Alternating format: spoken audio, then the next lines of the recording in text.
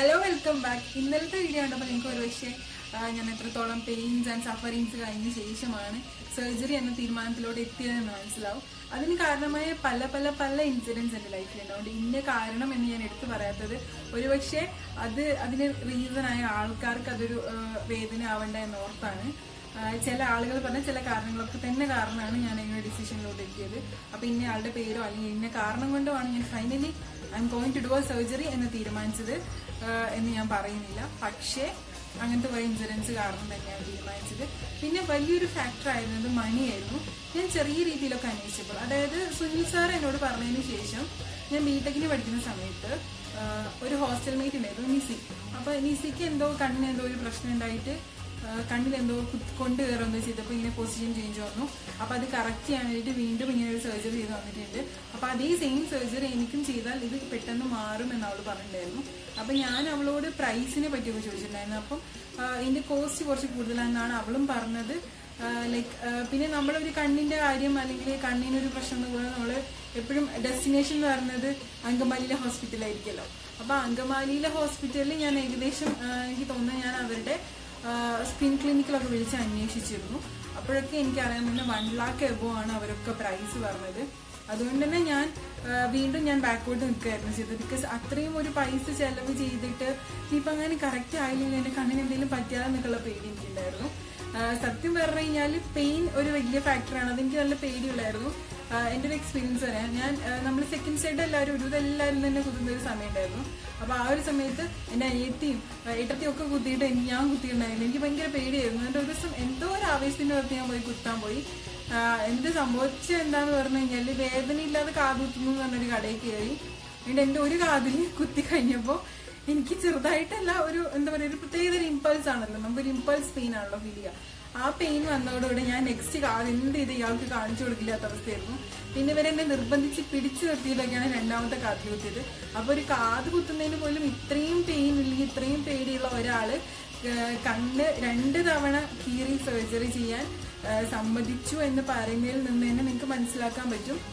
ഞാൻ ഇത്രേ ചിന്തിച്ചുള്ളൂ. ഞാൻ ഇത്രയും കാലം, അതായത് ഞാനൊരു 25 വയസ്സ് വരെ ഞാൻ അന്ന് അനുഭവിച്ചിരുന്ന ആ പെയിൻ അല്ലെങ്കിൽ അപമാനം, അത്രയും കെട്ട നാണം കെടല്, അങ്ങനത്തെ എല്ലാ കാര്യവും വെച്ച് നോക്കുമ്പോൾ ഞാനിപ്പോൾ സഹിക്കുന്ന വേദന ഒന്നുമല്ല എന്ന് എനിക്ക് തോന്നി. സത്യമായിട്ടും ഓപ്പറേഷൻ തിയേറ്ററിലോട്ട് ഞാൻ ഒരു സങ്കടവും ഇല്ലാണ്ടാണ് കയറിപ്പോൾ. ഒരു വിഷമം ഉണ്ടായില്ല. എനിക്ക് എന്താ പറയുക, ഭയങ്കര ബ്ലാങ്ക് ആയിരുന്നു. ഓപ്പറേഷൻ തിയേറ്ററിൽ പോകുന്നതിന് കുറച്ച് മിനിറ്റ് മുന്നേ ഞാൻ അവിടെ കിടന്ന് ഉറങ്ങായിരുന്നു എന്നാണ് എൻ്റെ ഓർമ്മ. അത്രയ്ക്ക് കാമായിരുന്നു. എനിക്കൊരു പേടി ഉണ്ടായിരുന്നില്ല. ബിക്കോസ് അതിലും വലുത് എന്തൊക്കെയോ കഴിഞ്ഞ പോലെയായിരുന്നു എനിക്ക് അപ്പോൾ ഫീൽ ചെയ്തിട്ടുണ്ടായിരുന്നത്. ഞാൻ കൺസൾട്ട് ചെയ്ത ഡോക്ടേഴ്സ് ഏതൊക്കെ ഹോസ്പിറ്റലിലാണ് ഞാൻ പോയത്. ഒബ്വിയസ്ലി ഞാൻ അങ്കമാലിയിൽ പോയിട്ടല്ല ചെയ്തത്. ഒന്നാമത് നമുക്കിത് ഭയങ്കര ഡിസ്റ്റൻസ് ഉണ്ട്.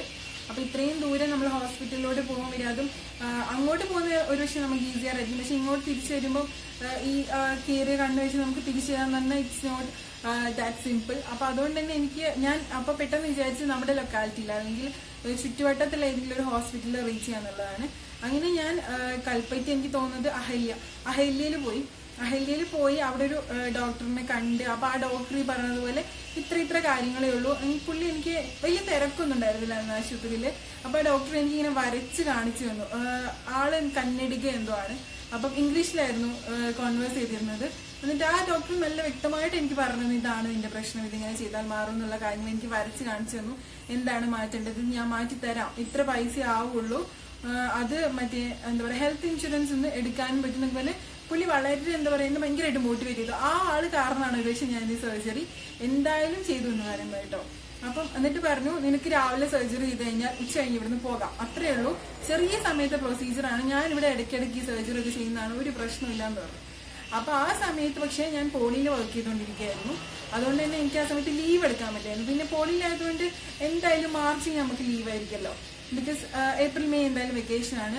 അപ്പോൾ ആ ഒരു സമയത്ത് സർജറിയും ചെയ്യാൻ ആവശ്യത്തിൽ കൂടുതൽ റെസ്റ്റ് കിട്ടും. പുള്ളി എന്നോട് പറഞ്ഞ 7 ദിവസം റെസ്റ്റ് മതിയെന്നാണ്. അപ്പോൾ വെച്ചോ ഓക്കെ, അപ്പോൾ ഇഷ്ടംപോലെ റെസ്റ്റും ആകും. പിന്നെ അത് കഴിഞ്ഞ് ക്ലാസ്സസ് എടുക്കാൻ പോവുകയും ചെയ്യാം, വെക്കേഷൻ ക്ലാസ് എടുക്കുകയും ചെയ്യാമെന്ന് വിചാരിച്ചു. അങ്ങനെ ഞാൻ മാർച്ചിലേക്കൊക്കെ വെയിറ്റ് ചെയ്തിരുന്നു. എന്നിട്ട് ഫൈനലി ഞാനൊരു ഡേ സെലക്ട് ചെയ്ത് അവിടുത്തെ ഹോസ്പിറ്റലിൽ വിളിച്ച് ബുക്ക് ചെയ്യാൻ വേണ്ടി വിളിച്ചപ്പോൾ ഈ ഡോക്ടർ ആ ഹോസ്പിറ്റലിലും പോയി. അതോടുകൂടെ ഈ സർജറി ചെയ്യുന്ന ആ ഡോക്ടർ അവിടെ അവർക്ക് അവൈലബിൾ അല്ല. അതുകൊണ്ട് തന്നെ അവർക്ക് സർജറി ചെയ്യാൻ പറ്റില്ല എന്ന് പറഞ്ഞു. പക്ഷെ അപ്പോഴേക്കും ഞാൻ മനസ്സുകൊണ്ട് സർജറി ചെയ്യാമെന്ന് എന്താ പറയുക 100% തീരുമാനിച്ചിരുന്നു. അപ്പോൾ പിന്നെ ഞാൻ നെക്സ്റ്റ് ഹണ്ടായി എങ്ങനെ നെക്സ്റ്റ് ഒരു നിയറസ്റ്റ് ആയിട്ടുള്ള ഒരു ഹോസ്പിറ്റലിൽ എത്താം, അല്ലെങ്കിൽ ഇത്രയും നല്ലൊരു ഹോസ്പിറ്റലിൽ എവിടെയുണ്ട്, അങ്ങനെ അന്വേഷിച്ച് ഗൂഗിൾ ചെയ്തിട്ട് തന്നെയാണ് കണ്ടുപിടിച്ചത്. കോഴിക്കോട് കോംട്രസ്റ്റ് ഐ മിഷൻ ഹോസ്പിറ്റലിലാണ് പിന്നെ ഞാൻ എൻ്റെ അന്വേഷണങ്ങൾ എത്തിച്ചേർന്നത്. അവിടെ പോയി എന്ന് പറഞ്ഞു കഴിഞ്ഞാൽ ഇറ്റ്സ് ഒരു മിഷൻ ഹോസ്പിറ്റലാണ്, ചാരിറ്റി ടൈപ്പ് ഓഫ് ഹോസ്പിറ്റലാണ്. അതുകൊണ്ട് വലിയ പൈസയൊന്നും അവിടെ ഒന്നിനുമില്ല. ശരിക്കും ഒരു 50 രൂപേൻ്റെ കാർഡ് എടുത്തിട്ട് നമ്മൾ ഒരു ദിവസം അവിടെ നിന്ന് കഴിഞ്ഞാൽ നമ്മുടെ അതിൻ്റെ ഒരുവിധം ടെസ്റ്റ് എല്ലാം അവർ ഫസ്റ്റ് ഡേ തന്നെ ചെയ്യും. അപ്പോൾ ഫസ്റ്റ് ഡേ തന്നെ എൻ്റെ സ്കിന്നിൻ്റെ സ്പെഷ്യലിസ്റ്റിൻ്റെ അടുത്തോട്ടൊന്നും ഇവരെ റെഫർ ചെയ്തില്ല. ഒരു നോർമൽ ഐ ഡോക്ടറെ കണ്ടു. ഐ ഡോക്ടർ പിന്നെ നെക്സ്റ്റ് ടൈം വരുമ്പോൾ ഇങ്ങനെ ബുക്ക് ചെയ്തിട്ട് കൺസൾട്ട് ചെയ്യാനായിട്ട് വരണം. അടുത്ത ലത ഡോക്ടറാണ്, ആ ഡോക്ടറെ കാണണം എന്ന് പറഞ്ഞു. അപ്പോൾ ഓക്കെ, ഞാനങ്ങനെ ഫസ്റ്റ് ഡേ ഫുള്ള് ചെയ്തു. പക്ഷെ അന്നാണ് എനിക്ക് സത്യം പറഞ്ഞു കഴിഞ്ഞാൽ എൻ്റെ കാഴ്ചയുടെ വില, അല്ലെങ്കിൽ നമ്മുടെ ഓരോരുത്തരുടെയും കാഴ്ചയുടെ വില എനിക്ക് മനസ്സിലായത്. ഈ പറയില്ലേ കണ്ണുള്ളപ്പോൾ കണ്ണിൻ്റെ വില മനസ്സിലാവില്ലാതെ, അത് സത്യം പറഞ്ഞാൽ ഞാൻ ചെറുതായിട്ടൊന്ന് പേടിച്ചു കേട്ടോ. പിന്നെ ഞാൻ വീണ്ടും എനിക്ക് ചെയ്യേണ്ട, എനിക്ക് സർജറി വേണ്ട എന്നുള്ളതിലോട്ട് പിന്നെ ഞാൻ പോയി. അതിന് കാരണം എന്താണെന്ന് പറഞ്ഞാൽ നമ്മുടെ നെർവിൻ്റെ പവർ, നെർവിന് എന്തെങ്കിലും കുഴപ്പമുണ്ടോ, നെർവിൻ്റെ പവർ കുഴപ്പം കൊണ്ടാണോ ഈ എന്താ പറയുക കണ്ണിൻ്റെ ഇഷ്യൂസ് എന്ന് അറിയാൻ വേണ്ടിയിട്ട് അവരൊരു എന്താ പറയുക ഒരു മരുന്ന് ഒഴിച്ചിട്ട് നമ്മൾ കുറേ നേരം കഴിഞ്ഞ് പിന്നെ ടെസ്റ്റ് ചെയ്യും. അപ്പോൾ ഈ മരുന്ന് ഒഴിച്ച് കഴിഞ്ഞാൽ ഭയങ്കര നമുക്കൊരു ബ്ലഡ് വിഷൻ ആയിരിക്കും, അതായത് വ്യക്തമായിട്ട് കാണാൻ സാധിക്കില്ല. പക്ഷെ ഞാൻ ഇപ്പോഴും പറയാം, ഞാൻ അന്ന് കഴിച്ച എന്താ പറയുക ലഞ്ചാണ് എൻ്റെ ലൈഫിൽ ഏറ്റവും ടേസ്റ്റ് ഇല്ലാത്ത ലഞ്ച്. അന്ന് ഞാൻ കഴിക്കുമ്പോൾ എനിക്ക് അവിടുത്തെ ക്യാൻറ്റീൻ തന്നെ കഴിച്ചത്, എനിക്കത് ചോറാന്ന് കാണാൻ ശരിക്കും വ്യക്തമായിട്ട് കാണുന്നില്ല, എന്തൊക്കെ അറിയാൻ എനിക്ക് കാണുന്നുണ്ടായിരുന്നില്ല. ഒരു ബ്ലഡ് വിഷൻ എന്തോ ഒക്കെ കാണുന്നുണ്ട്, വ്യക്തമായിട്ട് കാണുന്നില്ല, അങ്ങനെ ഒരു ഇതായിരുന്നു. എന്നിട്ട് പിന്നെ ഒരു 4 മണിക്കൂർ എന്തോ കഴിയുമ്പോൾ നമുക്കത് ക്ലിയർ ആകും. പക്ഷെ എനിക്ക് ആ ഒരു 4 മണിക്കൂർ കൊണ്ട് ഞാൻ എല്ലാ തീരുമാനങ്ങളും വേണ്ട വെച്ചു. ഇല്ല, ഞാൻ എൻ്റെ സർജറി ചെയ്യുന്നില്ല, എനിക്ക് പേടി, എൻ്റെ കണ്ണിന് എന്തെങ്കിലും പറ്റിയാലോ, ഇപ്പൊ ഒന്നുമില്ലെങ്കിൽ എനിക്ക് കാണാൻ പറ്റുന്നുണ്ടല്ലോ എന്ന ചിന്തയിലോട്ട് പോയി. പിന്നെ വീണ്ടും ആലോചിച്ചപ്പോൾ എന്തായാലും ഡോക്ടറെ ഒന്ന് കണ്ടേക്കാം. പിന്നെ ഞാൻ പൊതുവേ ഞാൻ പറഞ്ഞിട്ടുണ്ടല്ലോ പണ്ടേ വളരെ യൂട്യൂബ് അഡിക്റ്റ് ആണ്. അപ്പൊ എല്ലാ കാര്യം യൂട്യൂബ് ചെയ്ത് നോക്കുക. അങ്ങനെ യൂട്യൂബ് ചെയ്ത് നോക്കിക്കഴിഞ്ഞപ്പോൾ പല എക്സസൈസസ് കാണാൻ സാധിച്ചു. Exercise means I exercises. ചില ഐ എക്സസൈസസ് ചെയ്ത് കഴിഞ്ഞാൽ ഇങ്ങനത്തെ പ്രശ്നങ്ങൾ പെട്ടെന്ന് സോൾവ് ആകുമെന്ന് കാണാൻ സാധിച്ചു. അപ്പം ഞാൻ അങ്ങനത്തെ എക്സസൈസസ് എല്ലാം നോക്കി എഴുതിയെടുത്ത് പിന്നെ അതുപോലെ കുറച്ച് ദിവസം പ്രാക്ടീസ് ചെയ്ത് നോക്കി. അപ്പം പിന്നെ എനിക്ക് തോന്നി എന്തുകൊണ്ട് ഒരു ഡോക്ടർ പറഞ്ഞിട്ട് അതുപോലെ ചെയ്തുകൂടാ, ചിലപ്പോൾ എൻ്റെ കണ്ണിന് സർജറി ചെയ്യേണ്ടാത്ത പ്രശ്നമാണെങ്കിലോ, ജസ്റ്റ് എക്സസൈസ് കൊണ്ട് മാത്രം മാറുന്ന കേസാണെങ്കിലോ. അങ്ങനെ ഞാൻ ഫൈനലി ആ ഡോക്ടറെ കാണാൻ തീരുമാനിച്ചു. ഡോക്ടറെ കണ്ടു തന്നെ പറഞ്ഞു എന്തായാലും നമുക്ക് സർജറി വേണം, മൈൽഡ് സർജറിയാണ്, ഒന്നും പേടിക്കാനില്ല. എനിക്ക് നല്ല കോൺഫിഡൻസ് തന്നു. പിന്നെ ആൾ ഭയങ്കര എക്സ്പീരിയൻസ് ആയിട്ടുള്ള ഒരു ഡോക്ടറായിരുന്നു.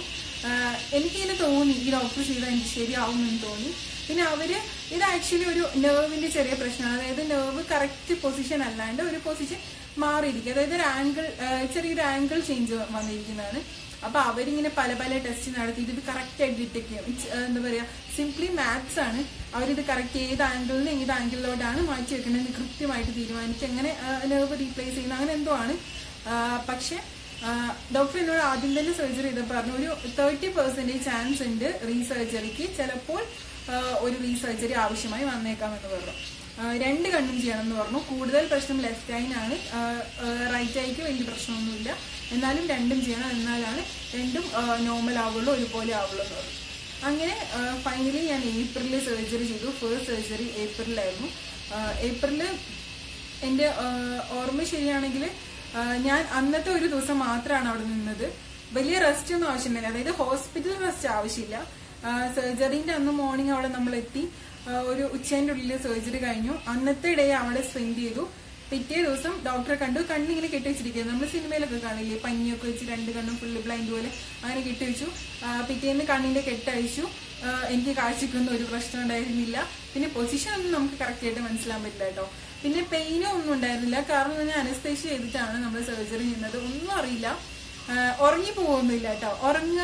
ഉറങ്ങരുതെന്ന് തോന്നുന്നു. എനിക്ക് നല്ല ഓർമ്മയുണ്ട് എൻ്റെ ഓപ്പറേഷൻ തിയേറ്റർ എക്സ്പീരിയൻസ് എന്ന് പറഞ്ഞു കഴിഞ്ഞാൽ എൻ്റെ ഫസ്റ്റ് എന്താ പറയുക ആദ്യത്തെ ഓപ്പറേഷൻ തിയേറ്റർ എക്സ്പീരിയൻസ് ആണ്. ഞാൻ ഡോക്ടറോട് ഫുള്ള് സംസാരിച്ചുകൊണ്ടിരിക്കുന്നു. ഡോക്ടർ എന്നോട് സംസാരിച്ചുകൊണ്ടിരിക്കും. ഡോക്ടർ എന്നോട് ഇങ്ങനെ വയനാട്ടിലെ കാര്യങ്ങൾ, അവിടെ എന്താ പറയുക എന്തൊക്കെ ചെയ്യുന്നത്, ഡോക്ടർക്ക് ഭയങ്കര ഇൻട്രസ്റ്റിംഗ് ആയിട്ട് തോന്നുന്നു എന്നെ. അപ്പോൾ ഞാനും കുറേ സംസാരിച്ചു, ഡോക്ടറും കുറേ സംസാരിച്ച് കഴിയാറായപ്പോഴത്തേക്കും കഴിഞ്ഞു കിട്ടോ എന്ന് പറഞ്ഞു. അങ്ങനെയാണ് എത്ര നേരം സർജറി ഉണ്ടായിരുന്നു അത്രയും നേരം ഞാൻ സംസാരിക്കുന്നതുകൊണ്ട് എനിക്ക് പെയിൻ എന്ന സാധനം എനിക്ക് സർജറി ചെയ്യുന്ന സമയത്ത് ഫീൽ ചെയ്തിട്ടേ ഇല്ല. അതുപോലെ തന്നെയായിരുന്നു കണ്ണ് അഴിച്ചു കഴിഞ്ഞിട്ടും. പിന്നെ നമ്മൾ അന്ന് ഡോക്ടറെ കണ്ട് തിരിച്ചു വന്നു. പിന്നെ ഇങ്ങനെ 7 ദിവസം കഴിഞ്ഞിട്ടോ 14 ദിവസം കഴിഞ്ഞിട്ടോ അങ്ങനെ ഓരോരോ ഗ്യാപ്പ് ഉണ്ടായിരുന്നു. ഇത്രയും ഗ്യാപ്പിൽ നമ്മൾ ഇടയ്ക്കിടയ്ക്ക് പോയി കാണാമായിരുന്നു. 40 days വരെ അങ്ങനെ കാണുമായിരുന്നു. എനിക്ക് തോന്നുന്നത് 3 months അല്ലെങ്കിൽ 2 months വരെ നമുക്ക് ഐ ഡ്രോപ്സ് ഇടേണ്ട കാര്യം ഉണ്ടായിരുന്നു. പക്ഷെ ഇട്ട് കഴിഞ്ഞ് പിന്നെ നമ്മൾ എല്ലാ തവണയും ചെല്ലുമ്പോൾ ഇവർ ചെക്ക് ചെയ്യും ഐ കറക്ഷൻ ക്ലിയർ ആയിട്ടുണ്ടോ, എന്തെങ്കിലും ആംഗിൾ ചേഞ്ച് വന്നിട്ടുണ്ടോ എന്നുള്ളത്. അപ്പം നോക്കുമ്പോൾ എൻ്റെ റൈറ്റ് ഐ നന്നായിട്ട് ക്ലിയർ ആയിട്ടുണ്ട്, ഒരു ചേഞ്ചും ഇല്ലാതെ ക്ലിയർ ആയിട്ട്. പക്ഷെ ലെഫ്റ്റ് ഐക്ക് അപ്പോഴും ഡീവിയേഷൻ കാണിക്കുന്നുണ്ടായിരുന്നു. സോ ഡോക്ടർ എന്നോട് പറഞ്ഞു ഒരു സർജറി കൂടെ വേണ്ടി വരും, പക്ഷെ ഇമ്മീഡിയറ്റ്ലി വേണ്ട, നമുക്കൊരു 6 months വെയിറ്റ് ചെയ്ത് നോക്കാം, എന്നിട്ട് എന്തെങ്കിലും ചേഞ്ച് വരുന്നുണ്ടോ നോക്കാം എന്നൊക്കെ പറഞ്ഞു. അങ്ങനെ പക്ഷെ ഈ സർജറി ചെയ്ത സമയത്ത് ഹെൽത്ത് ഇൻഷുറൻസിന്റെ എന്തോ പ്രശ്നം കാരണം എനിക്കത് കിട്ടിയില്ല. അതുകൊണ്ട് സ്വന്തം കയ്യിൽ നിന്ന് തന്നെ പൈസ ഇട്ടിട്ടാണ് ചെയ്തത്. അതുകൊണ്ട് കോസ്റ്റ് എനിക്ക് തോന്നുന്നത് ഒരു 25 അറൗണ്ട് ആയിട്ടുണ്ട്. പ്ലസ് നമ്മുടെ ഹോസ്പിറ്റൽ ചെലവ്, നമ്മൾ ഹോസ്പിറ്റൽ താമസം അങ്ങോട്ട് പോകുന്നത് എല്ലാം കൂടെ ഒക്കെ ആയിട്ടൊരു പല തവണയായിട്ട് ഹോസ്പിറ്റലിൽ പോകുന്ന ഒക്കെ കൂടെ കിട്ടിയിട്ട് എനിക്കൊരു 30,000 rupees ആയിട്ടുള്ളൂ. ഈ 30,000 rupees ഇപ്പൊ നിങ്ങളിത് ഈ പെയിൻ ബിയർ ചെയ്യുന്ന ഒരാളാണെങ്കിൽ നിങ്ങൾക്ക് ലൈഫിൽ ഒന്നും ആയിരിക്കില്ല. ആ 30,000 rupees കൊണ്ട് നിങ്ങൾക്ക് കിട്ടാൻ പോകുന്നത് അനദർ ഹാപ്പിനെസ് ഉള്ള ഒരു വേൾഡ് ആണ്. So you must do this. Okay, ഇനി പിന്നെ നെക്സ്റ്റ് സർജറി ഞാൻ ചെയ്യുന്നത് ഒക്ടോബറിലാണെന്ന് തോന്നുന്നു. ഒക്ടോബറിൽ സർജറി ചെയ്യുന്ന സമയത്ത് ഹെൽത്ത് ഇൻഷുറൻസിന്റെ എല്ലാം പേപ്പർ ഓക്കെ ആയിട്ടുണ്ടായിരുന്നു. അപ്പൊ എനിക്ക് 1 രൂപ പോലും ചെലവ് വന്നിട്ടില്ല. എനിക്ക് തോന്നുന്നത് ഇങ്ങോട്ട് വരാനുള്ള വണ്ടിക്കൂലി നമുക്ക് അവര് തരും, ഹോസ്പിറ്റലിൽ നിന്ന് ഇങ്ങോട്ട് തരും. അത് ആ ഹെൽത്ത് ഇൻഷുറൻസിന്റെ പാക്കേജിൽ ഉള്ളതാണ്. അപ്പൊ അത്രയും കാര്യങ്ങൾ ക്ലിയർ ആയിട്ട് നടന്നു. രണ്ടാമത്തെ സർജറി ചെയ്തു. രണ്ടാമത്തെ സർജറി പക്ഷെ എനിക്ക് കുറച്ച് പെയിൻഫുൾ ആയിരുന്നു. എന്നാൽ പോലും എന്താ പറയാ, എന്റെ ആ ഡിസിഷൻ ഒരിക്കലും ഞാൻ തെറ്റാന്ന് പറയില്ല. ബിക്കോസ് ഈ ഡിസിഷൻ തന്നെ ഞാൻ കുറച്ചുകൂടെ മുന്നേ എടുത്തിരുന്നെങ്കിൽ എന്നേ എനിക്ക് തോന്നുള്ളൂ. പിന്നെ നിങ്ങളിപ്പോ ഏതെങ്കിലും പാരന്റ് ആണെങ്കിലും, കുഞ്ഞു കുട്ടികളൊക്കെ ഉണ്ട്, അവർക്ക് കുട്ടികൾക്ക് ചെറിയ ഐ പ്രോബ്ലം ഉണ്ട് എന്ന് തോന്നുന്ന പാരന്റ് ആണ് ഞാൻ പറയാണ്, ഇമ്മീഡിയറ്റ്ലി പോയി ചെയ്യരുത്. ബിക്കോസ് നമ്മൾ ഈ സർജറി ചെയ്ത് കഴിഞ്ഞു കഴിഞ്ഞാൽ കുറച്ച് നാൾ നമ്മൾ എക്സസൈസ് ചെയ്യണം. ഐക്ക് പ്രോപ്പർ എക്സസൈസ് കൊടുക്കണം, രാവിലെയും വൈകുന്നേരം ഇത്ര നമ്പർ ഓഫ് ടൈംസ്. ചെറിയ ചെറിയ എക്സസൈസ് ആണ്, ലൈക്ക് ഇങ്ങനെ പെന്നിന്റെ ടിപ്പിൽ കോൺസെൻട്രേറ്റ് ചെയ്ത് 10 times നോക്കുക, അല്ലെങ്കിൽ 20 times നോക്കുക, അല്ലെങ്കിൽ എന്തെങ്കിലും ഒരു മുത്ത്, അങ്ങനെ അവർ ഹോസ്പിറ്റലിൽ തരും. അതുപോലെ പ്രൊവൈഡ് ചെയ്യുന്ന സാധനത്തിൽ നമ്മൾ ഇങ്ങനെ എക്സസൈസ് ചെയ്യേണ്ടി വരും. അപ്പൊ അങ്ങനെ ചെയ്യാൻ സ്വന്തമായിട്ട് പക്വത ഉള്ള ഒരു പ്രായമാവുന്ന കുട്ടിയെ നിങ്ങൾ ഹോസ്പിറ്റലിൽ കൊണ്ടുപോകുള്ളൂ. കാരണം ഇല്ലെങ്കിൽ അത് വെറുതെ ആയിപ്പോ. ഈ സർജറി ചെയ്ത് കഴിഞ്ഞാൽ ഐ എക്സസൈസ് പ്രോപ്പർ ആയിട്ട് ചെയ്തില്ലെങ്കിൽ ഒരു പക്ഷേ വീണ്ടും ഡീവിയേഷൻ വരാൻ കാരണമുണ്ട്. പിന്നെ ഈ ചെറിയ കുട്ടികളാകുമ്പോൾ കൂടുതൽ ഇങ്ങനെ മുടിയൊക്കെ ഇങ്ങനെ വെട്ടിയിട്ടൊക്കെ കൊടുക്കുമല്ലോ. അപ്പൊ അവർക്കൊക്കെ ഇത് ചെറുപ്പത്തിൽ മാറാൻ കുറച്ച് പ്രയാസമായിരിക്കും. അതുകൊണ്ട് തന്നെ ഒരു ഇത്തിരി പക്വത ആയി കഴിയുമ്പോൾ, അതായത് അവരുടെ കാര്യങ്ങൾ എന്തെങ്കിലും പറയുമ്പോൾ മോനെ എങ്ങനെ ചെയ്യുക അല്ലെങ്കിൽ മോളെ എങ്ങനെ ചെയ്യുന്ന പറയുമ്പോൾ ചെയ്യാനാവുന്ന പ്രായത്തിൽ നിങ്ങൾ ചെയ്യാവുള്ളൂ. ഇതിപ്പോ ഡോക്ടേഴ്സ് പറയുന്നത് എനിക്കല്ല, ബിക്കോസ് ഞാൻ അവളെ കണ്ടിട്ടുണ്ട്. ഞാൻ കണ്ണിന് വയ്യാതെ തീരെ പിഞ്ചു കുഞ്ഞുങ്ങളെ വരെ ഇങ്ങനത്തെ സർജറി അല്ല, പല ടൈപ്പ് സർജറികൾ ചെയ്യുന്ന കണ്ടിട്ടുണ്ട്. എനിക്കറിയില്ല ഇങ്ങനത്തെ സർജറി ഞാൻ ചെയ്തിട്ടുണ്ടോ എന്ന്. അപ്പൊ അതുകൊണ്ട് ഞാൻ സജസ്റ്റ് ചെയ്യാണ്, നിങ്ങൾ കുറച്ച് എന്തെങ്കിലും അറിവാന്ന് കുട്ടികളെ കൊണ്ടുപോകുന്നതായിരിക്കും പക്ഷേ നല്ലത്. ഇനിയിപ്പോ എന്റെ എക്സ്പീരിയൻസ് ഇങ്ങനെ ആയതുകൊണ്ട് മറ്റൊരാൾക്ക് അങ്ങനെ ആയിക്കൊള്ളണമെന്നും ഇല്ല. പിന്നെ എന്നെക്കാളും എന്താ പറയാ, ഇത് മെഡിക്കൽ അഡ്വൈസ് ഒന്നല്ല, ബിക്കോസ് ഞാനൊരു മെഡിക്കൽ പ്രാക്ടീഷണർ അല്ല. അതുകൊണ്ട് കൂടുതൽ അറിവുള്ള ഒരാളോട് അല്ലെങ്കിൽ ഒരു ഡോക്ടറെ കൺസൾട്ട് ചെയ്തിട്ട് തന്നെ ആ ഡിസിഷൻ എടുക്കുക. എന്റെ ഒരു എന്താ പറയുക സജഷൻ മാത്രമാണ് ഞാൻ പറഞ്ഞത്. പിന്നെ ബിഫോർ ആൻഡ് ആഫ്റ്റർ സർജറി എന്റെ എക്സ്പീരിയൻസ് ആണ്. എനിക്ക് എന്താണ് ശരിക്കും പ്രശ്നം ഉണ്ടായിരുന്നത്, അതായത് ഈ ആളുകളുടെ കളിയാക്കല്, ഒരു സ്ഥലത്ത് പോകാനുള്ള പ്രശ്നം, അല്ലെങ്കിൽ ആളുകളെ നോക്കാനുള്ള പ്രശ്നം, അതൊന്നും അല്ലാണ്ട് എനിക്ക് ശരിക്കും എനിക്ക് പ്രൊഫഷണൽ ആൻഡ് എന്റെ പേഴ്സണൽ ലൈഫിൽ എനിക്ക് ഏറ്റവും പ്രശ്നം ഉണ്ടായിരുന്നത് എനിക്ക് സ്ട്രെയിറ്റ് ആയിട്ടുള്ള കാര്യങ്ങളെല്ലാം വളരെ ബുദ്ധിമുട്ടായിരുന്നു. പക്ഷെ ഇത് ഈ സർജറി കഴിഞ്ഞ ശേഷമാണ് എനിക്ക് എന്റെ കണ്ണിന് ഇങ്ങനെ ഒരു പ്രശ്നം ഉണ്ടായിരുന്നതുകൊണ്ടാണ് എനിക്കിത് ബുദ്ധിമുട്ടെന്ന് പറഞ്ഞത്. ഞാൻ വിചാരിച്ചു എന്തുകൊണ്ടോ എനിക്കത് പ്രശ്നം, എനിക്ക് പേടിയോ എനിക്ക് വിചാരിച്ചുകൊണ്ടിരുന്നത്. ഒന്ന് എസ്കലേറ്റർ ഇല്ലേ, എസ്കലേറ്റർ എനിക്ക് ഭയങ്കര പേടിയായിരുന്നു. എസ്കലേറ്റർ എനിക്ക് അങ്ങോട്ട് പോകുന്ന കുഴപ്പമില്ല, തിരിച്ചിറങ്ങി വരാൻ എനിക്കിങ്ങനെ തല കറങ്ങും, എനിക്ക് ഭൂമി മൊത്തം കറങ്ങുന്ന പോലെ തോന്നുമായിരുന്നു. ആ പ്രശ്നം എനിക്ക് സർജറിക്ക് ശേഷം മാറി. പിന്നെ രണ്ടാമത് ഇപ്പം എഞ്ചിനീയർ ആണ്, അല്ലെങ്കിൽ എഞ്ചിനീയറിംഗ് ഫീൽഡിൽ എന്തെങ്കിലും പരിചയമുള്ളവർക്ക് അതൊക്കെ ഓട്ടോ ക്യാഡ് എന്ന് പറഞ്ഞാൽ നമ്മളിങ്ങനെ സ്ട്രെയിറ്റ് ലൈൻസ് ആയിട്ട് പല പല പെട്ടികൾ ഉണ്ടാവും, അതിൻ്റെ ഉള്ളിൽ നമ്മൾ ഡ്രോയിങ് ചെയ്യുന്നതാണ്. അപ്പൊ എനിക്ക് സ്ട്രെയിറ്റ് ലൈൻസും ഞാനും തമ്മിൽ ഭയങ്കര പ്രശ്നത്തിലായിരിക്കും. ഞാൻ അത്രയും പ്രഷർ അനുഭവിക്കുന്നുണ്ട് ആ ഒരു സമയത്ത്. എനിക്കിത് വരയ്ക്കാൻ അറിയാത്തതുകൊണ്ട് ആ ക്യാഡ് എനിക്ക് ഡിഫിക്കൽട്ട് ആണ് എന്നാണ് ഞാൻ വിചാരിച്ചത്. പക്ഷെ ക്യാഡിന്റെ കോഴ്സ് ഒക്കെ ഞാൻ ചെയ്തിട്ടുണ്ട്. അപ്പൊ ക്യാഡ് ഇപ്പൊ എനിക്ക് ഫാർ ബെറ്റർ ആണ്. എനിക്കിപ്പോ അങ്ങനത്തെ ഒരു പ്രശ്നങ്ങളും ഇല്ല.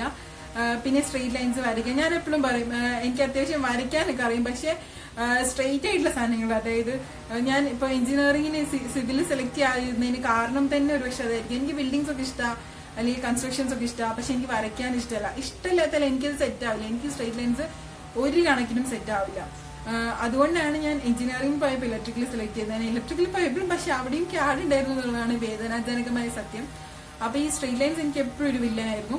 അപ്പൊ ഈ കാര്യങ്ങളൊക്കെ എനിക്ക് ആഫ്റ്റർ സർജറി ഭയങ്കരമായിട്ട് മാറി.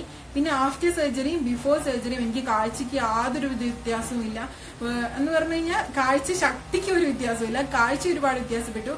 അതായത് മുന്നേ എനിക്ക് 2 കണ്ണുകൊണ്ടും ഞാൻ നോക്കുന്ന ഫീൽ ചെയ്യായിരുന്നു. അതായത് ഇപ്പൊ ഞാൻ നിങ്ങളെ നോക്കുന്നത് എന്റെ ഇടത്തെ കണ്ണുകൊണ്ടാണോ അല്ലെങ്കിൽ വലത്തെ കണ്ണുകൊണ്ട്, ഏതെങ്കിലും ഒരു കണ്ണാണ് നമ്മൾ യൂസ് ചെയ്യുക. അപ്പൊ ആ കണ്ണുകൊണ്ട് നോക്കുന്നത് എനിക്ക് ശരിക്കും ഫീൽ ചെയ്യായിരുന്നു. പക്ഷെ ഇപ്പൊ ഞാൻ 2 കണ്ണുകൊണ്ടാണ് കാണുന്നത് എന്ന് എനിക്ക് ശരിക്കും മനസ്സിലാവുന്നത്. നോർമലി ഉള്ള ഒരാൾക്ക് ഒരു പക്ഷേ റിലേറ്റ് ചെയ്യാൻ പറ്റില്ല, ബിക്കോസ് നിങ്ങൾ എപ്പോഴും കാണുന്നത് 2 കണ്ണുകൊണ്ടാണ്. പക്ഷെ ഞാൻ കണ്ടുകൊണ്ടിരുന്ന ഒന്നെങ്കിൽ എന്റെ ഇടത്തെ കണ്ണ് യൂസ് ചെയ്യും, ഇല്ലെങ്കിൽ വലത്തെ കണ്ണ് യൂസ് ചെയ്യും. എനിക്ക് തോന്നുന്നു പ്രോമിനന്റ് ആയിട്ട് ഞാൻ യൂസ് ചെയ്തുകൊണ്ടിരുന്നത് ഇടത്തെ കണ്ണാണ്. അപ്പം ഇപ്പൊ ഞാൻ 2 കണ്ണുകൊണ്ടാണ് കാണുന്നത് എന്നുള്ളത് എനിക്ക് ശരിക്കും ഫീൽ ചെയ്യുന്നുണ്ട്. ഇതാണ് എന്റെ ഒരു ബിഫോർ ആഫ്റ്റർ എക്സ്പീരിയൻസ് എന്ന് പറയുന്നത്. പിന്നെ പറയാനുള്ളത്, സർജറിക്ക് ശേഷം ഒത്തിരി റെസ്റ്റ് ആവശ്യമുണ്ടോ എന്ന് എന്നോട് പലരും ചോദിച്ചിട്ടുണ്ട്. ഒരുപാട് റെസ്റ്റ് ഒന്നും ആവശ്യമില്ല, പക്ഷെ നമ്മളെ കണ്ണാണ്, അപ്പൊ നമ്മൾ കുറച്ച് കെയർ ചെയ്യുന്നതല്ലാണ്. ഞാൻ 45 ഡേയ്സ് വീടിന് പുറത്തിറങ്ങാതെ തന്നെ റെസ്റ്റ് എടുത്തിട്ടുണ്ട്. ഐ റെസ്റ്റ് എടുത്തിട്ടുണ്ട്, അല്ലാണ്ട് അങ്ങനെ കിടക്കുമായിരുന്നു എന്നല്ല പറഞ്ഞത്. ഐ റെസ്റ്റ്, അതായത് നമ്മൾ അധികമായിട്ട് ഫോൺ യൂസ് ചെയ്യാതെ അല്ലെങ്കിൽ TV അങ്ങനത്തെ കാര്യങ്ങളൊന്നും നോക്കാതെയും കാണാതെ ഒക്കെ എടുത്തിട്ടുണ്ട്. പക്ഷെ ചില സമയത്ത് ഓവറായിട്ട് നമ്മൾ സ്ട്രെയിൻ ചെയ്യില്ലായിരുന്നു. ഇപ്പൊ എനിക്കത് കുറഞ്ഞു കേട്ടോ. എനിക്ക് ഒരു പീരീഡിൽ അത് ഉണ്ടായിരുന്നു. ഇപ്പൊ യൂട്യൂബിന് വേണ്ടിയൊക്കെ ആണെങ്കിൽ നമ്മൾ ഫോൺ ഒത്തിരി നേരം എഡിറ്റ് ചെയ്യാൻ വേണ്ടിയിട്ടും അല്ലെങ്കിൽ കണ്ടന്റ് ഉണ്ടാക്കാൻ വേണ്ടിയിട്ടും അങ്ങനെയൊക്കെ നമ്മൾ കുറെ നേരം ഫോൺ യൂസ് ചെയ്യുമ്പോൾ അല്ലെങ്കിൽ ഒരുപാട് സ്ക്രീൻ ടൈം വരുന്ന സമയത്ത് എനിക്ക് ലെഫ്റ്റ് ആയിക്ക്, അതായത് 2 തവണ സർജറി കഴിഞ്ഞായിക്ക് ഈ സൈഡിലാണ് 2ാമത് ചെയ്തത്. അപ്പൊ എനിക്ക് ഇവിടെ ഒരു എന്താ പറയാ ഒരു നീച്ചൽ പോലെ തോന്നായിരുന്നു. പക്ഷെ അത് റെസ്റ്റ് എടുത്തു കഴിഞ്ഞാൽ പിറ്റേ ദിവസം ആ ദിവസം ഉറങ്ങി എനിക്ക് പിറ്റേ ദിവസം രാവിലെ ആകുമ്പോൾ എനിക്ക് ആ പെയിൻ അങ്ങ് മാറുകയും ചെയ്യും. അല്ലെങ്കിൽ ഭയങ്കരമായിട്ട് വെയില് അങ്ങനെ എന്തെങ്കിലുമൊക്കെ അങ്ങനത്തെ എന്താ പറയാ കണ്ണിന് വലിയ സഹിക്കാൻ പറ്റാത്ത സിറ്റുവേഷൻസ് വരുന്ന സമയത്ത് എനിക്ക് അങ്ങനെ ഉണ്ടാവാറുണ്ട്. പക്ഷെ അല്ലാതെ എനിക്ക് പ്രത്യേകിച്ച് ഒന്നും ഉണ്ടായില്ല. പിന്നെ മോർ ട്രീറ്റ്മെന്റ് നീഡഡ് ആണോ അല്ലെങ്കിൽ വീണ്ടും എന്തെങ്കിലും ട്രീറ്റ്മെന്റ് ആവശ്യമുണ്ടോ ഈ സർജറിക്ക് ശേഷം എന്ന് ചോദിച്ചാൽ ഒബ്വിയസ്ലി നോ, ഒരു ട്രീറ്റ്മെന്റ് ആവശ്യമില്ല. പിന്നെ നിങ്ങൾക്ക് വേണമെന്നുണ്ടെങ്കിൽ ഇടയ്ക്ക് എക്സസൈസസ് ചെയ്യാം. ഡോക്ടർ ഒരു പീരീഡ് വരെ നമ്മളോട് എക്സസൈസ് ചെയ്തോളാൻ പറയും. പിന്നെ സെക്കൻഡ് സർജറി കഴിഞ്ഞ് കഴിഞ്ഞിട്ട് ഡോക്ടറിന്റെ ചിരിച്ച മുഖത്തോടെ എന്നെ നോക്കിയിട്ട് ഇനി വരണ്ട കേട്ടോ മോളെ, ഇനി എല്ലാം ഓക്കെ, ഇനി ഒരു കുഴപ്പമില്ല, ഇനി വരണ്ട എന്ന് പറഞ്ഞ ആ ഒരു ദിവസം ഉണ്ട്. അതായത് അറ്റ്ലീസ്റ്റ് ആ സമയം വരെ ഞാൻ ഇങ്ങനെ ഒരു ഡേറ്റ് തരും, നെക്സ്റ്റ് ഇന്ന ഡേറ്റിൽ വന്ന് കാണും, നെക്സ്റ്റ് ഇന്ന ഡേറ്റിൽ വന്ന് കാണും. ചിലപ്പോൾ ഒരു മാസത്തിലായിരിക്കും, 2 മാസം കഴിയുമ്പോഴായിരിക്കും. അങ്ങനെ ഞാനൊരു കുറച്ച് നാളൊരു ഡോക്ടറെ പോയി കണ്ടിട്ടുണ്ട്. അപ്പൊ ആ ഒരു സമയം വെച്ച് പറയാണ്, എന്താ പറയാ ഒത്തിരി കാലം നമ്മളൊരു ഡോക്ടറെ പോയി കാണേണ്ട കാര്യമില്ല. പിന്നെ ഞാൻ ഇപ്പൊ ഈ വയനാട് അല്ലെങ്കിൽ മലബാർ സറൗണ്ടിങ്സിലുള്ള ആളുകൾക്ക് വേണ്ടിയിട്ട് ഞാൻ കോംട്രസ്റ്റ് സജസ്റ്റ് ചെയ്യാണ്. വളരെ നല്ല ഒരു ഹോസ്പിറ്റലാണ്, നല്ല ഡോക്ടറുമാണ്. ബിക്കോസ് എന്റെ അനുഭവമാണ് ഞാൻ പറയുന്നത്. പിന്നെ ഒരു കാര്യം പറയാനുള്ളത്, ഞാൻ ഇന്നലത്തെ വീഡിയോയിൽ പറഞ്ഞിട്ടുണ്ടായിരുന്നു, സുനിൽ സാറ് ഇതിലാരും നിന്റെ ബെസ്റ്റ് ഫ്രണ്ട് അല്ല, ഇതിലാരും നിന്റെ ഫ്രണ്ട് അല്ല എന്ന് പറഞ്ഞു. ഞാനത് കോമൺലി എല്ലാവരും പറ്റി പറഞ്ഞൊന്നല്ല, ഞാൻ അങ്ങനെ വിചാരിക്കുന്നേ ഇല്ല. സാറ് പറഞ്ഞു എന്നാണ് ഞാൻ പറഞ്ഞത്. അല്ലാണ്ട് എനിക്ക് എന്റെ കൂടെ ഉണ്ടായിരുന്ന ആരും എന്റെ ഫ്രണ്ട്സ് എല്ലാം ഒന്നും തോന്നിയിട്ടില്ല. ബിക്കോസ് അവർക്കൊന്നെങ്കിലും അത് അറിയില്ലായിരുന്നിരിക്കാം. പിന്നെ എന്നോട് നല്ല ഒരു ഫ്രണ്ട് നിത പറഞ്ഞു, എടി നിനക്ക് വിഷമാവോന്ന് ഓർത്തിട്ട് നമ്മൾ പറയാതിരുന്ന, അല്ലാണ്ട് അറിയാഞ്ഞിട്ടൊന്നും അല്ല എന്ന് പറഞ്ഞു. പക്ഷെ ഞാനത് എന്താ പറയാ എനിക്ക് വിഷമാവായിരുന്നിരിക്കാം, അറിയില്ല. പക്ഷെ ഇനി ഞാൻ പറയാണ്, വിഷമിച്ചോട്ടെ, അവരങ്ങ് വിഷമിച്ചോട്ടെ. എന്നാൽ നിങ്ങൾ പറ, നിങ്ങൾക്കൊരു സജഷൻ പറയണ്ട, അല്ലെങ്കിൽ നിങ്ങൾക്ക് ഒരു ട്രീറ്റ്മെന്റ് അവർക്ക് സജസ്റ്റ് ചെയ്യാണ്ടേ നിങ്ങൾ പറ, നിങ്ങൾ ഇത് പോയി ചെയ്യുക. അന്ന് ആ വിഷമത്തോടെ ആ വിഷമം അങ്ങ് തീരുമല്ലോ. അപ്പൊ എനിക്ക് അതാണ് പറയാനുള്ളത്. പിന്നെ എന്താ പറയാ, ഇനി ഒരു ടഫ് ടൈംസ് അല്ലേ ഒരുപാട് പേര് സഹായിച്ചിട്ടുണ്ട് കേട്ടോ. അതായത് ആ ഒരു സ്ഥലത്തു നിന്ന് രക്ഷപ്പെടുത്തി പലരും കൊണ്ടുപോയിട്ട്, അല്ലെങ്കിൽ ഇപ്പൊ എന്റെ അനിയത്തൊക്കെ ആണെങ്കിൽ വേറെ പണിയൊന്നും ഇല്ലെന്ന് വെച്ചാൽ അവരെ സ്റ്റോപ്പ് ചെയ്തിട്ടുണ്ട്. അല്ലെങ്കിൽ അങ്ങനത്തെ ആൾക്കാരെ ഇടപഴകാതിരിക്കാൻ എന്നെ ഹെൽപ്പ് ചെയ്തിട്ടുണ്ട്. അങ്ങനെ പല ആൾക്കാരും എന്നെ പല പല സ്ഥലത്തു നിന്ന് രക്ഷപ്പെടുത്തി കൊണ്ടുപോയിട്ടുണ്ട്. അവരോടൊക്കെ എനിക്ക് എപ്പോഴും താങ്ക്സേ ഉള്ളൂ. പിന്നെ എന്താ പറയാ വലിയൊരു ചേഞ്ച് സംഭവിച്ചത് ആളുകളുടെ ആറ്റിറ്റ്യൂഡിലാണ്. ആളുകളൊക്കെ എന്നെ എന്താ പറയാ അതിന് മുന്നേ പുല്ല് വില ഉണ്ടായിരുന്നു, എനിക്ക് കുറച്ചെങ്കിലും വിലയൊക്കെ വന്നത് ഈ സർജറിക്ക് ശേഷമാണ്. അതായത് ഫിസിക്കൽ അപ്പിയറൻസ് വൈസ് ആണ് ഞാൻ പറയുന്നത്. എന്നെ പലരും എന്താ പറയാ കണ്ണിന്റെ കാര്യത്തിൽ കളിയാക്കിയിരുന്ന ആൾക്കാരൊക്കെ കണ്ണിന്റെ കാര്യത്തിൽ നല്ല അടിപൊളി കണ്ണാണല്ലോ, നല്ല കണ്ണ് എഴുതിയിട്ടുണ്ടല്ലോ, അങ്ങനെയൊക്കെ പറയുന്ന ഒരു സ്റ്റേജ് വരെ മാറ്റം വന്നിട്ടുണ്ട്. പക്ഷെ എനിക്ക് നിങ്ങളോട് പറയാനുള്ളത്, എങ്ങനെയോ ആയിക്കോട്ടെ ഒരാളുടെ ഫിസിക്കൽ അപ്പിയറൻസ്, ഇനി മെന്റലി പോലും എങ്ങനെയോ ആയിക്കോട്ടെ ആളുകൾ, നമ്മൾ അങ്ങനെ അവരെ ജഡ്ജ് ചെയ്യണ്ട. നമ്മൾ അവരങ്ങനെ ജഡ്ജ് ചെയ്ത് നമ്മൾ അങ്ങനെ പെരുമാറേണ്ട ഒരു കാര്യമില്ല. Just behave your self. നിങ്ങൾ നിങ്ങളുടെ ഉള്ളിൽ എത്ര നല്ല ആളാണോ അത്രയും നല്ല ആളായിട്ട് പുറത്ത് ബിഹേവ് ചെയ്യുക. ആരോടായിക്കോട്ടെ, ഏത് ഗ്രൂപ്പിലായിക്കോട്ടെ, നിങ്ങൾ എത്ര വലിയ പൊസിഷനിലായിക്കോട്ടെ, എത്ര ചെറിയ പൊസിഷനിലായിക്കോട്ടെ, ഓപ്പോസിറ്റ് ഉള്ള ആള് ഒന്നുമല്ലാത്ത ആളായിക്കോട്ടെ, എത്ര റിച്ച് ആയിക്കോട്ടെ, എത്ര പുവർ ആയിക്കോട്ടെ, ബിഹേവ് യുവർ സെൽഫ്. എത്രയും മനോഹരമായിട്ട് നിങ്ങൾക്ക് ബിഹേവ് ചെയ്യാൻ പറ്റും അത്രയും മനോഹരമായിട്ട് ബിഹേവ് ചെയ്യാം. എനിക്ക് ഇത്രേ പറയാനുള്ളൂ.